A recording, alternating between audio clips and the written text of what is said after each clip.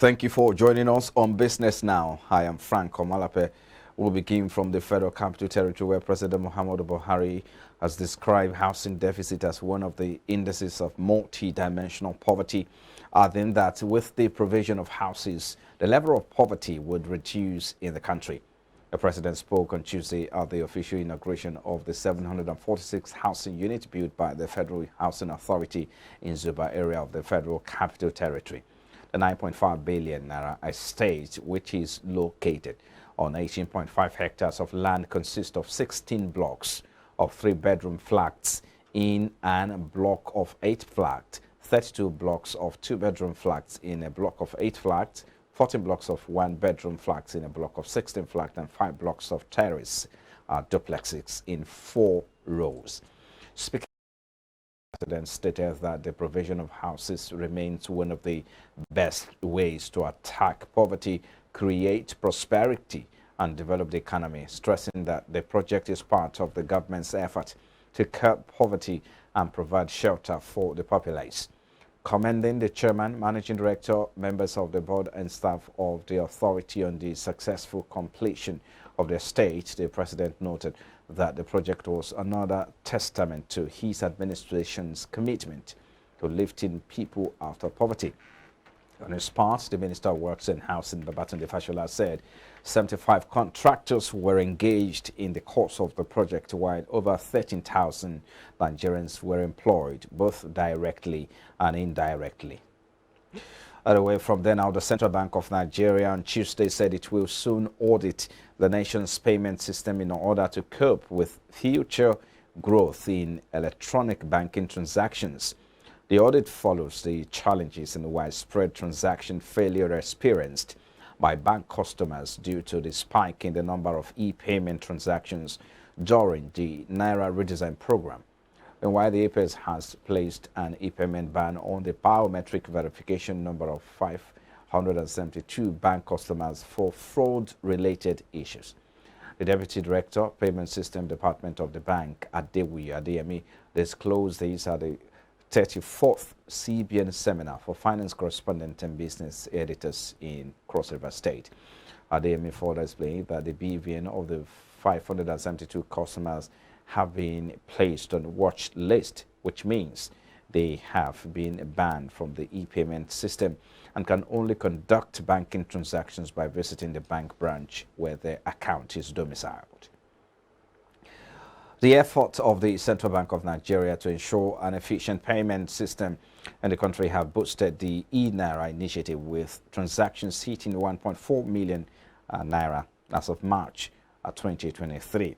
The governor of the bank, Godwin Mefele, disclosed these at the ongoing CBN's 34th Seminar for Finance Correspondents and Business Editors holding in Cross River.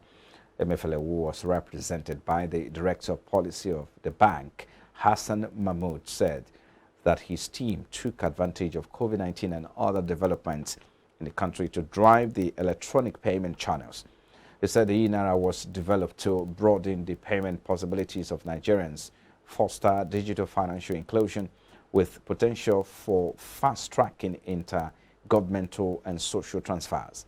On the open banking initiative, the governor said that it was aimed at expanding the cache of customer data warehoused in the financial sector for the use in developing innovative products to service the needs of the public.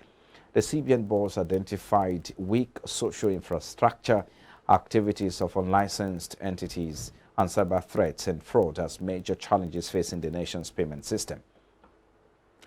And as part of plans to begin implementation of the Economic Community of West African States Common External Tariff 2022-26, the federal government has raised tariffs on the importation of rice, wheat, and alcohol among 189 items.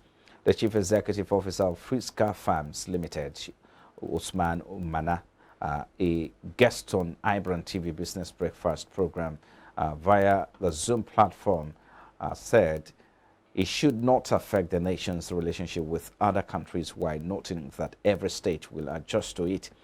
Imana also spoke about how this will impact the manufacturing sector as well as the much talked about minimum wage. despite what has been agreed by the ECOWAS member states, every country, including Nigeria, can adjust 3% of its tariff lines.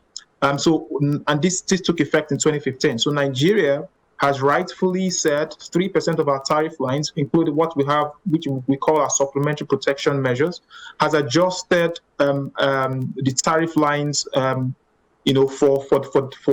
the total number of tariff lines in Nigeria.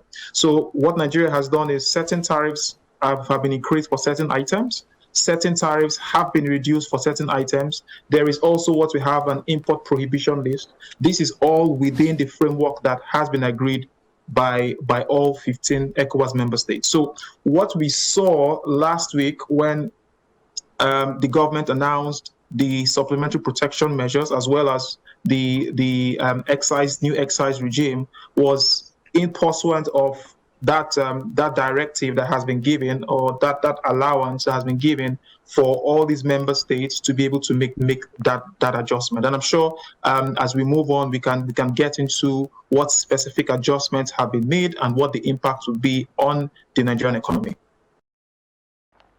Away from there now, the federal government deducted billion naira from allocations made to the state for external debt servicing in the country.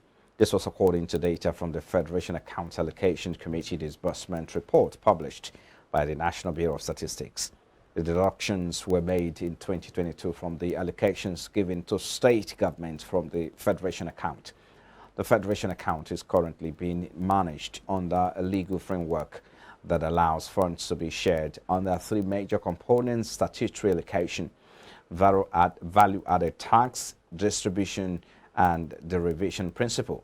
The most hit state by the deductions was Lagos, with about 23.61 billion deducted in 2022 for external debt servicing, followed by Kaduna, Cross River, and about 4.27 and 2.74 billion, and 2.62 billion and 2.15 billion were deducted from Oyo, Rivers, Ogun, and Edo State respectively, while the least affected states were Borno, Delta, and Zamfara.